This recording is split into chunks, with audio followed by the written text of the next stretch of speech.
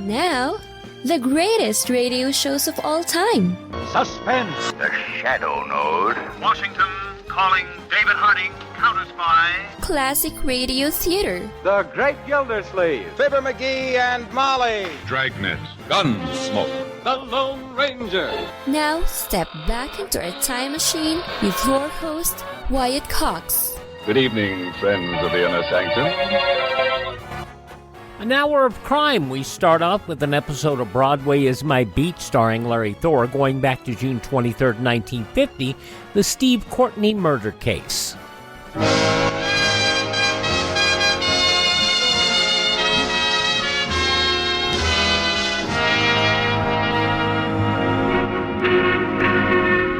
Broadway's My Beat, from Times Square to Columbus Circle, the gaudiest, the most violent, the lonesomest mile in the world.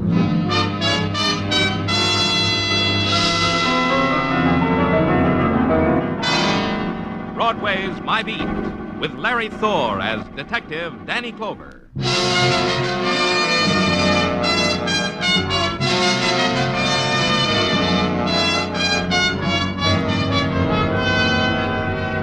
There's a thing about Broadway. It mixes well with the sunlight. On a noonday of summertime, the concrete strikes silver glints, and the mob is nicely proportioned with silken ankles and dachshunds and wind-blown hairdos. And an organ grinder plays background music for the big grin and the clown's funny nose. At headquarters, I stood watching it, pushing away the time for the filling out of my routine reports. The diversions were down there in the streets, the girl and the yellow silk dress she wore, both knowing about summer and loving the feel of it. Then I heard two things. A sigh that came from me, and a phone ringing that came from the phone. Danny Clover speaking. Did you do what I told you? Who is this? Did you do it, Mr. Clover? I don't understand. Who am I talking to? I wrote you a letter about Stephen Courtney. But Stephen Courtney's dead. Yes, I know he's dead. What's the matter with you? Everybody knows he's dead. What's your interest in Courtney? Who are you? Can't you see it doesn't matter who I am? Can't you understand? Stephen Courtney... Hello? Hello? Hello? He was murdered. It started that way. The anonymous call, impossible to trace. The sifting through the dust of a man's death. Stephen Courtney's dying had for a moment upset the delicate balance of many worlds. Of finance, of corporate bodies, of dynasties in oil and steel, and the breeding of racing horses. The decay that for months had wasted his body had forced him finally down to the level of all old men who must die. The headlines wept, the commentators lamented.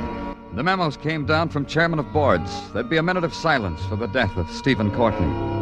But now it was spoiled. Now a voice cried murder, and the policeman must listen.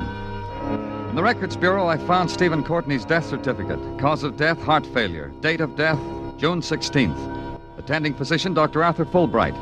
In his office, Dr. Fulbright was poised, curious, and annoyed. Permit me to understand. You're questioning my diagnosis of the cause of Steve Courtney's death? We can put it that way if you want. On what do you base this sudden presumption? You have a right to know. On a phone call. From whom? Another doctor? Some quack who wants to destroy my reputation?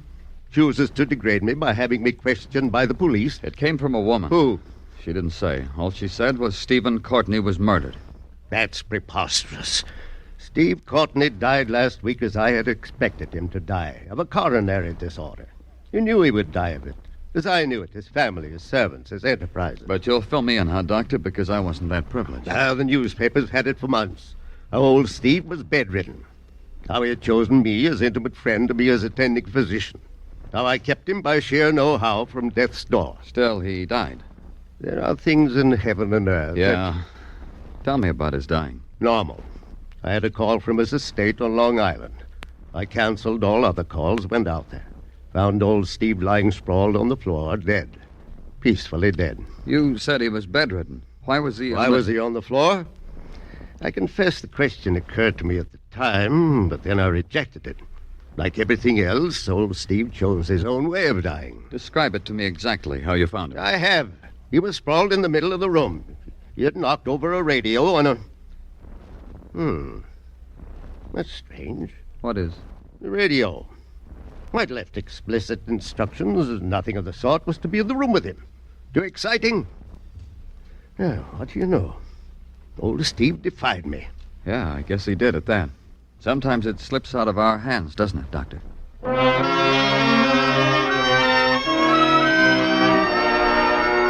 It took about an hour to drive to Long Island and the estate of Stephen Courtney, and enough time driving through the estate to make an observation. The grass is always greener in a rich man's backyard, and plants that are only supposed to grow in the tropics will blossom on Long Island as long as they're nurtured by thumbs turned green by association with money. The plenipotentiary of the hibiscus beds told me he didn't know whether there was anyone in the house or not. But try at the track, he said. Yeah, the racetrack, way down there. Miss Lilla would probably be there. She always was. Then some more of the tour to the private track of the late Stephen Courtney. When I got there, the decor was still intact. A golden girl riding a black racing stallion, and a man leaning over the rails holding a stopwatch. He did fine, Miss Lilla, just fine. Whoa, Sun Prince. Steady, boy, steady. That's the boy. How did he do, Joseph? 101 and 2/5 for the 5 furlongs. I'll help you down, Miss Lilla. All right. Who's your friend? Huh? Your friend. I didn't notice any. Hey, what are you doing here, mister? My name's Danny Clover. I didn't ask you Hi, that. Danny. Cool off, Sun Prince, Freddie. What can we do for you, Danny? I'm from the police. Fine. I'm Lilla Courtney. This is Joseph O'Donoghue, our trainer. How do, Mr. O'Donoghue? What's the police want with Miss Lilla? Joseph takes care of me. I see he does. The old man said I should. The old man said that, Miss Lilla. Joseph? That day he died.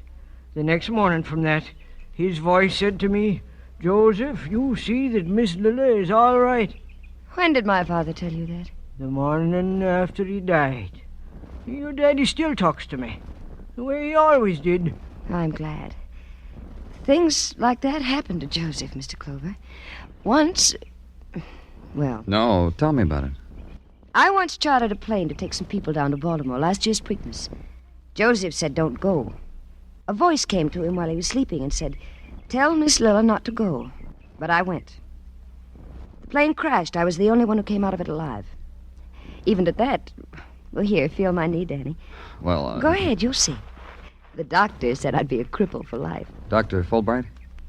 Oh, you know him? We just met. Don't go back to him, Danny. I think he's incompetent. But he diagnosed your father's sickness as heart disease. I know. Oh, I suppose I'm being malicious. Of course, Daddy had trouble with his heart.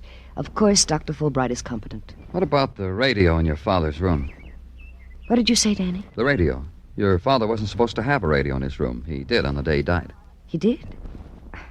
Now, I don't understand either. Why are you here? Why is a policeman asking me questions about Daddy? Call it routine. Don't talk to him, Miss Lilla. Joseph. I got a feeling about it. I say don't talk to him. Danny, I'm sorry. I've got to go now. There's some questions. You'd better talk to my brother. He's around someplace. Try the house. I just can't talk to you, Danny.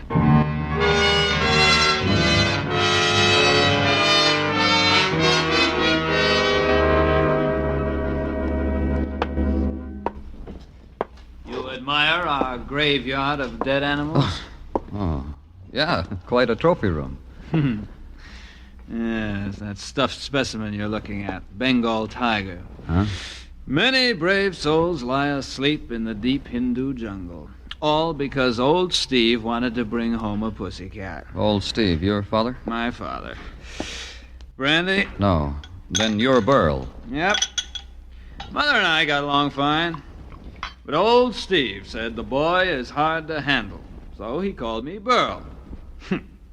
He thought that would make Mother angry, but Mother fooled him. She died a long time ago. First of the day, it says here. You know who I am, why I'm here? No, the domestic staff is agog with it. A woman called me. Said your father was murdered. It's a free country. They have the vote. They can say people were murdered, even my father. Maybe it proves something.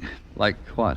That the old man was human enough to die when someone killed him. I didn't know that about him. I thought he always picked his own time and place for everything. Then you think he died because he was ready to die? What does it matter? He's dead and I'm rich. We're all rich. It'll be easier if you try to stay sober. Sober. When was that? All right, I'll stay sober. You said you're all rich. Who? Lilla.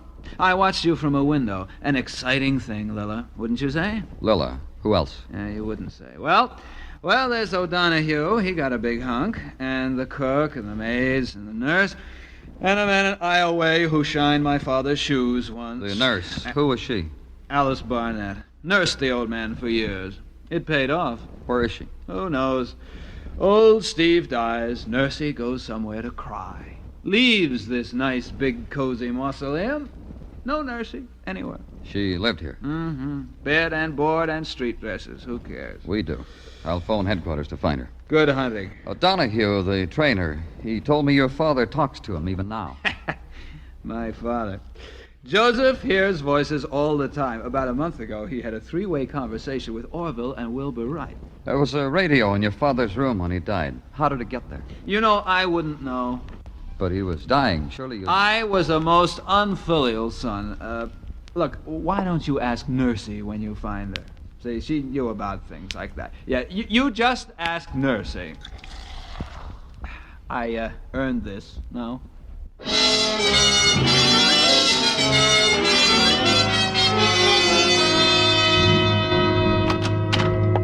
Welcome back to the doldrums, Danny. Huh? I was just leaving headquarters for the day. I thought it would be nice of me to welcome you back to them, the doldrums. What are you talking about, Detective? Well, Danny, since you have been cavorting with society and munching scones with the Blue Bloods, I wondered if you would be the same old Danny. And am I? Did you bring me a scone, Danny? No scones. Tell me one thing. What about the nurse, Alice Barnett? Did you find her? She is being as scarce as a... You didn't find her, huh? As a... Danny Clover speaking. You'd better get up here, Mr. Clover. Who is this? Burl. What's the trouble? It's your business to find out. Get up here. Somebody just got beaten to death.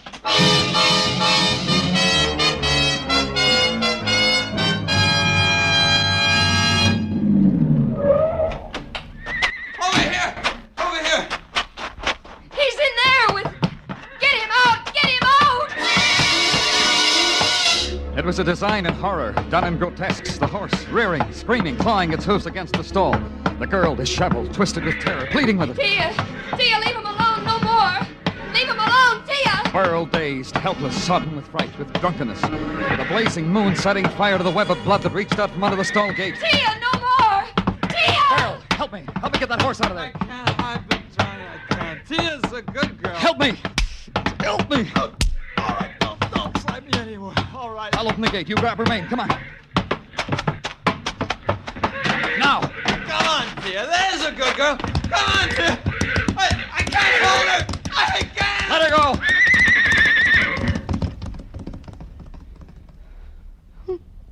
Joseph. Oh, poor Joseph. Poor dead Joseph. Dead Joseph. What happened? Lilla, what happened? I don't know. I was coming back from a moonlight ride. I heard Joseph scream. Tia was standing over him when I found him, trampling him with her hooves. I tried to pull her away. I called Burl. We tried. Tia must have kicked him. He fell, and then she... till he died. Tia. No, not like that, Burl. Joseph died because he was murdered.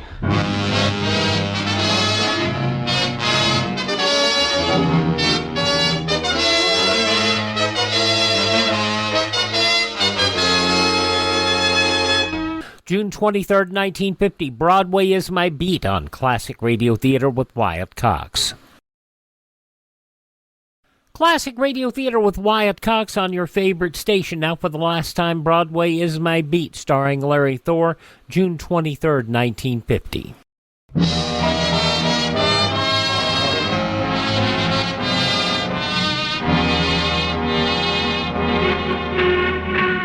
In June, Broadway bursts out all over. It lolls in the breezes of the air-conditioned movie, compares postcards from the family in the Catskills. It drinks deep of the neon-scented summer air, sighs, and wishes Mom and the kids would stay there, because Broadway's having a wonderful time. 60 girls, 60 will pass a given point at any given hour. The music drifting out of the Diamond Dance pavilions is like partaking of an open-air band concert. And the drama on the front pages, a movie, a sheer, unadulterated drive-in movie. Consider, a tycoon dies, someone calls up, says it's murder.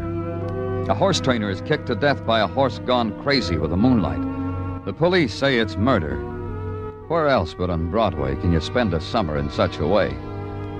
And in the technical lab, a man in shirt sleeves wipes the sweat off his lips, breathes on a magnifying glass, wipes it on his pants, invites you to hold it to a photograph. Have a look, Mr. Clover. I suppose congratulations are in order. All because you made a lucky guess. Hmm? Come. It was only a guess, was it not? You're saying this Joseph O'Donoghue was murdered? Well, anyway, the photographs, my analysis, quite bear you out. They do? Oh, yes. This one in particular. See the back of the skull.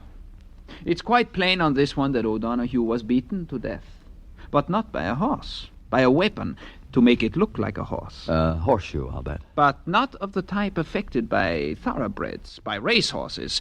More like one off a truck horse or one that pulls a milk wagon. Ergo, considering the circumstances, my view is the man was murdered by a human wielding a heavy horseshoe. He... Technical. Conrad speaking. Yes, he is here. Yes, I will tell him. Certainly. There is a woman waiting for you in your office, a Miss Alice Barnett. Lucky guess, huh, Mr. Clover? Yeah, I didn't even have a magnifying glass. Miss Barnett? Yes. We've been looking for you. Yes, I thought perhaps you were. I've come to give myself up. You're the one who called me, who told me Stephen Courtney had been murdered. Yes, I wrote you a letter, too. But there must be many things you want to ask me. There are. Why'd you hide? Because I was foolish. Because I was frightened. Because I don't really know. It's all mixed up. You see, Stephen and I were going to be married. Oh? As soon as he got well, it was all planned. It would have been exciting to be married to Stephen. Not for the money, just for Stephen. He was much older. Was he? I loved him. I didn't notice. I see. Why do you think he was murdered? Because it happened on my day off. Because I don't think he would have died if I'd been there. Where were you? In town, shopping, walking in the park, feeding the pigeons. In St. Patrick's for a while. It was quiet there, restful. But no place we can check. No, I don't think so. On your days off, who took your place? We had an arrangement with the nurses' registry. I don't know who it was that day. It was usually a different nurse each week. I'll check. Where? On Madison at 49th. It's in the book. You think Stephen was murdered. In your opinion, who would have a reason? Whoever wanted all the money. The money Stephen would have settled on me as his wife. Lilla, Burl, O'Donoghue. But O'Donoghue's been murdered. That makes the jackpot bigger for the rest of you, doesn't it? It does. It means another 50,000 for me. I don't know about the others. Where were you the night O'Donoghue was murdered? At a movie. It's a feeble alibi, isn't it? I'm holding you, Miss Barnett, on suspicion of murder. Miss Barnett accepted it. She folded her hands in her lap and waited patiently until a man in uniform nudged his head through the door, got the signal from me, and gave the signal to her. Somehow I got the idea that as long as she would stay in jail, people would spend their time apologizing to her. It was a time for thinking about things. Too many people had been unconcerned about the death of Stephen Courtney. And in the murder of Joseph O'Donoghue, the man who heard voices, there. That was the thing to think about. Somehow the first death necessitated the second. And in the matter of the nurse sent by the registry, that also needed looking into. I did. The receptionist said you were a policeman. That's right. You wish to hire a nurse? Maternity? Your wife? No, it's not that at all. We're conducting an investigation. And you want to see me? That's right. It's about one of your nurses. One of the newer ones, I suppose. If you would have seen the crop that just graduated, that just registered with us, some of them are pretty. I wouldn't know. I want some information about the nurse assigned to the case of Stephen Courtney. There were several of them. I'm afraid you'll have to help me if you want me to help you. The relief nurse assigned to Mr. Courtney on June 16th, the day he died. Facts. That's what I like. Now we shall see. Courtney. You see, we have them cross-filed. Patient's name, nurse's name, doctor's name, name of the illness. Courtney. J. Courtney. S. Samuel. Courtney S. Stephen. June 23rd, 1950, Broadway is My Beat on Classic Radio Theater with Wyatt Cox. The conclusion follows these important messages from your favorite radio station.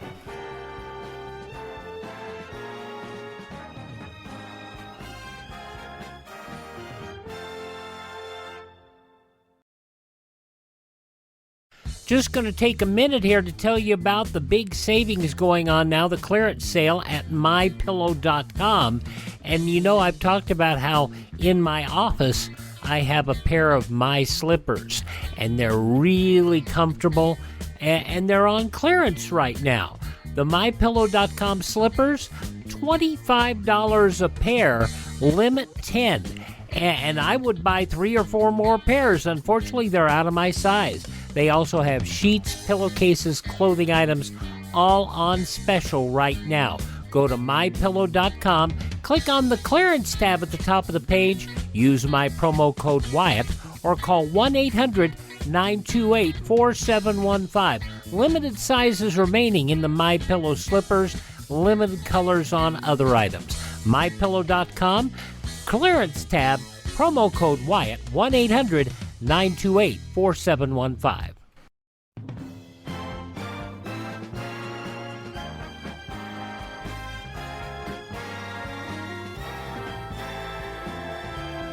Thank you for tuning in to Classic Radio Theater with Wyatt Cox. Now the conclusion of Broadway is My Beat, starring Larry Thor, June 23rd, 1950. Here we are. I said, here we are. Tell me about it. I was never much good with charts. Each little line has a meaning all its own. As you see here, there is no line at all opposite the date of June 16. So we turn the chart over. Naturally. And we see the reason why, written in longhand. On June 16, there was a phone call from the Courtney household telling us not to send a replacement on that day. Oh? Who called and said that? Why, I wouldn't know. For information like that, you'd have to go straight to the source. Naturally.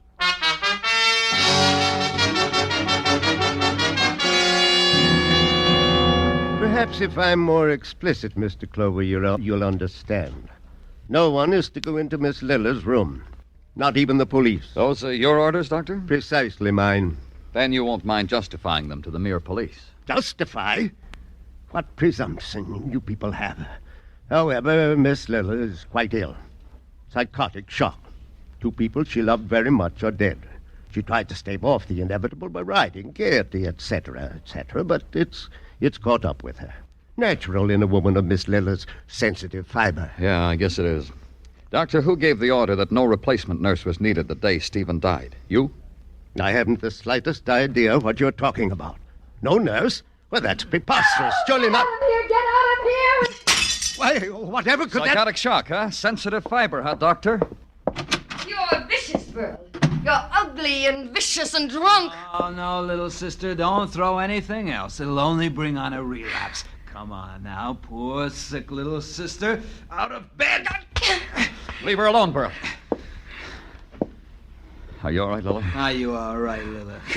Sure, you're all right. Everybody thinks you're so sick, little sister. Shut up, Burl. You can't say that to me. I am the master here now. You, Lila, O'Donoghue, old Steve. I crack the whip, and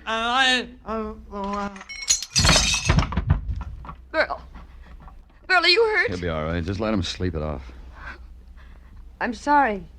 Sorry you had to see us like this, Danny. It's all so ugly. So like they want us to be in the papers, isn't it? You're not really sick, are you? No, Danny, just tired. I fixed it up with Dr. Fulbright so they'd leave me alone. I don't know doing it this way. Maybe it proves I really am sick. You think? Lila, listen to me. The day your father died, there should have been a nurse here. Why wasn't there? I don't know. We thought maybe things got all mixed up down at the nurse's registry. No one showed up. Because they were called and told not to. Who did that, Lila? Someone called it. I don't know. I don't know who it could have been, Danny. I told you I don't know. Try to think, Lilla. I told you. Get out, get out. I can't take any more.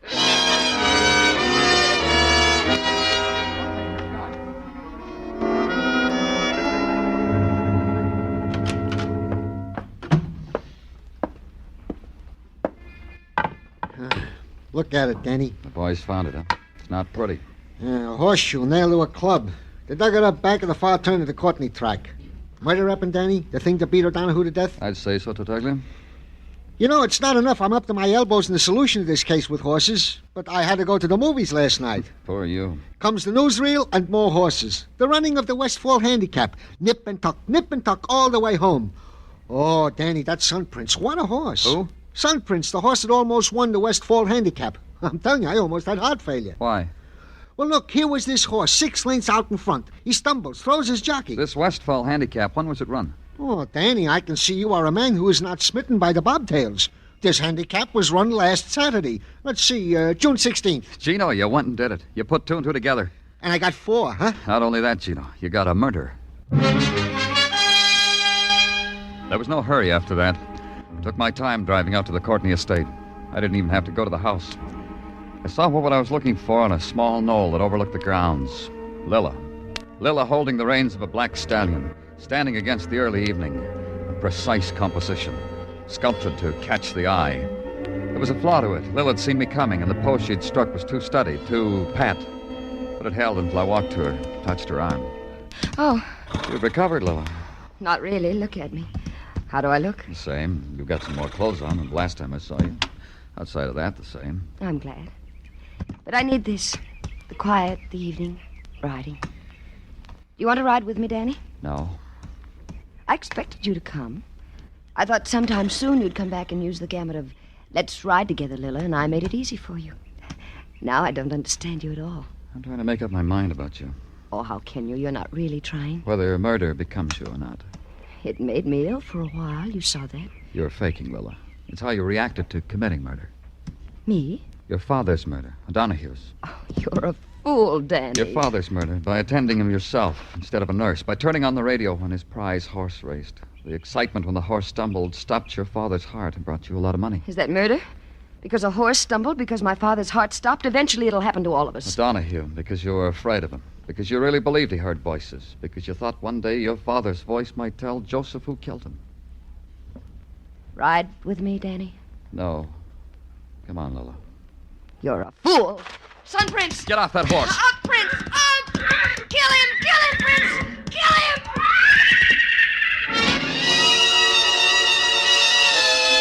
The stallion reared high, pawed at the gathering darkness. His jowls flecked with foam. Then a hoof caught me, spun me. And again, I looked up from the ground. He was a monster, poised on his haunches. Prince! And suddenly he lost balance, fell to his back, recovered. In an instant, he was a fleeting shadow. And I got to the girl, and I got to Lilla. She was small, huddled. She didn't move. Only in her eyes was their life. And it held briefly. Then it stopped.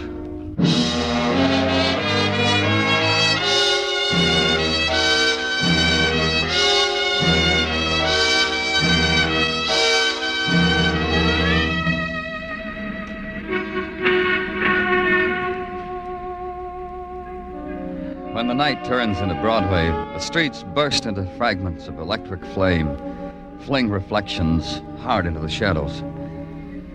It's a piece torn out of a jagged dream, the twisted concrete, the blare that ebbs, then screams again, the faces that dart and waver, and are lost forever.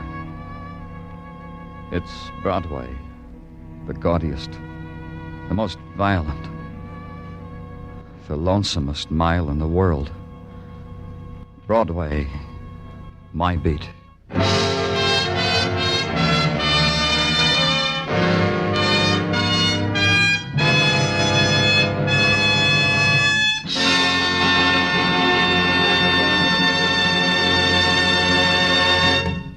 Broadway's My Beat stars Larry Thor as Detective Danny Clover with Charles Calvert as Tartaglia. The program was produced and directed by Elliott Lewis. The musical score was composed and conducted by Alexander Courage.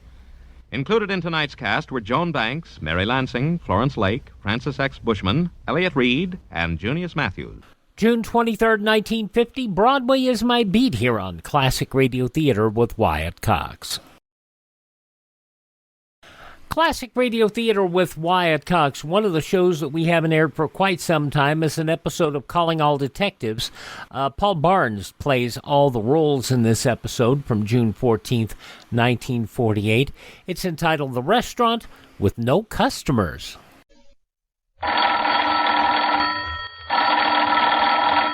Calling all detectives. Suppose you visited a restaurant, found no menu, no waiters, no customers. Yet you knew it made fabulous profits. What kind of a racket would you look for? That is the problem on this page from my casebook. The casebook of Jerry Browning, private detective. Even though I, Jerry Browning, have been a private detective for 10 years, every now and then I get a case that floors me. Banking Associates Incorporated is a loan company so big that it specializes in lending money only to people who don't need it. Its executive director is Vaughn Ryerson, who has the ingratiating personality of a snake oil salesman combined with all the kindliness of a bear trap. He said, "Close the door." Ryerson leaned back. Here's your assignment, Browning. Auguste Escobier owns a restaurant on Morley Street. His statement shows he's making big money. Wants $70,000 to open a downtown branch. Ever eaten his place? Well, no, sir. I never even heard of it. Ryerson said, Neither did I, till he came in here. Can't imagine how he makes that kind of money. Look into it.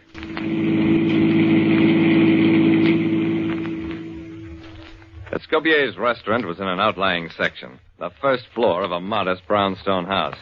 It had no sign. The way I found it was by peering in and noting the tables. There were less than a dozen tables in the place, only 2 of them occupied. I sat down and waited. About 20 minutes later, a stout, middle-aged man walked up to me. You are waiting for somebody? Not somebody, something. I'd like dinner. The man looked perplexed, pulled out a chair, sat down at my table. He said, I am Escobier. There was a long, unhappy silence. Finally, Escobier said, You are hungry, maybe? I said, Yes, I am. Very hungry. Escobier's face lit up. Fine, so am I. He got up. Come, we will go out for dinner together. The head of an industrial loan company hired me to check up on a restaurant owner who offered to take me out for dinner. I said, Look, Mr. Escobier, this is supposed to be a restaurant. Don't you serve meals? Escobier said, There is no selection, and it takes to learn. If you are hungry, come with me. Well, now I've heard everything. Okay, let's go.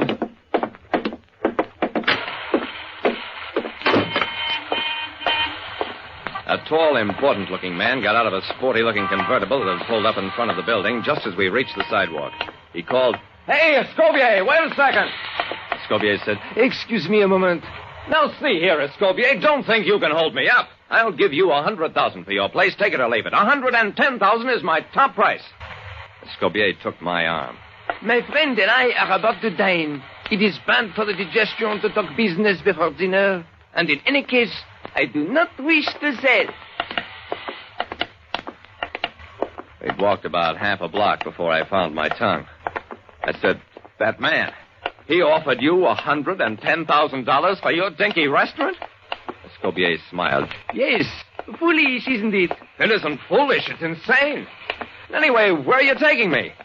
Escobier said, To Harry's hamburger. Hamburgers, my favorite dish, so easily prepared. I wrenched my arm free. Mr. Escobier, I just remembered. I've got important business to attend to. The next morning, I made my report to Ryerson. I said, Escobier's place must be a front for some other kind of business. No, I can't imagine what. I told Ryerson about the purchase offer I'd overheard. Ryerson frowned. Well, it doesn't seem logical. If he's running an illegal business, how can he expect to get a loan to build a branch restaurant? Ryerson shook his head. I consider this an unsatisfactory report, Browning. Your services are no longer required. I got up. Okay. I never did like working for you anyway. Well, that's one way of alienating people and losing clients.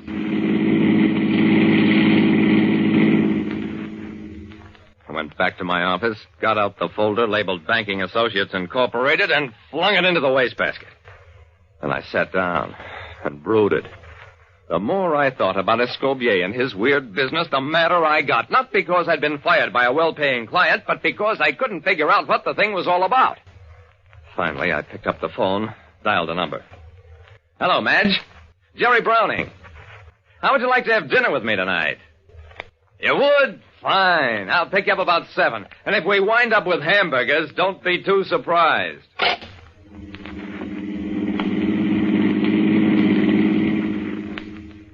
When we entered Escobier's place, it looked much like the night before, except that tonight only one table was occupied. 2 women were sitting alone at it, though it was set for 4, and there were 4 cocktails on the table. Neither the women's escorts nor Escobier were any place in sight. I said to Madge, honey, there's something funny going on. You stay here while I look around. If you hear any peculiar noises, run out and holler for cops. I walked back toward swinging doors that obviously led into the kitchen and entered a kitchen straight out of a chef's dream of paradise. There were 6 spotless small ranges set against a wall. There were tables with burnished steel tops all set with an array of carving tools and cooking gadgets. On the walls hung scores of pots, pans, skillets, racks, utensils of every size and shape, all gleaming steel and aluminum, all spotlessly clean. On the other wall, there was a huge icebox with glass doors, and inside it, steaks, chops, trussed-up chickens, turkeys, roasts, sections of ribs, all arranged with an artist's eye for pattern. 2 men were working with grim concentration, each at a range, each in a white apron and tall chef's cap. And sitting in a corner, reading a magazine, was Escobier. He glanced up, recognized me. Oh, you are not so hungry tonight. You have decided to cook your own dinner? I took another look around. The 2 engrossed men at the ranges, at Escobier's twinkling eyes. So that's what it is. You let amateur cooks come in here and prepare their own meals. Escobier smiled. For a price.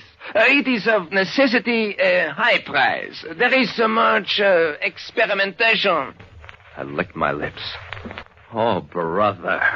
I always did want to try a souffle, and this is my big chance. Escobier said, Yes, and no dishes to wash. That I do. Well, that's all there was to the mystery of Escobier's success. He capitalized on every man's secret belief that he can cook rings around any woman, given everything he needs, plus a free hand. It cost me a client to find it out, but it's a loss I've never minded.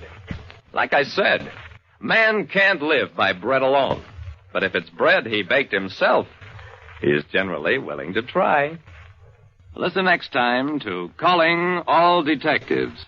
Mystery drama, mystery quiz, and a chance for you to match wits with yours truly, Jerry Browning, Private Detective. And Paul Barnes with another episode of Calling All Detectives. It was originally designed as a quiz show, and quite frankly, it was kind of fun. But when you realize that every voice you heard during that was Paul Barnes, so it was interesting to see a show put together like that. Calling All Detectives, June 14th, 1948, here on Classic Radio Theater with Wyatt Cox. I'm sure you've heard the news by now that we are going to be ending this run of Classic Radio Theater with Wyatt Cox. Not saying it won't come back sometime along the way, but part of the reason why we're breaking the show and ending the show is that we have been, quite frankly, burning the candle at both ends, running one 40-hour-a-week job with our radio station here and doing this program 40 hours a week. And the doctor said you had to give something up. And I would have given up the radio station, but I can't do that. We have somebody who needs to have that dealt with. This show has been a labor of love for so many years, and we're just basically, I need to retire.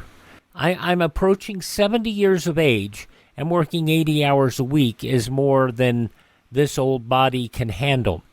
And those of you who say this isn't work, I would suggest that you try to do it sometime. But it has been fun, and I've gotten to meet a whole lot of people. And like I said, never say never, because things do run in cycles, and hopefully we will be back one of these days, not far down the road, with more of Classic Radio Theater with Wyatt Cox.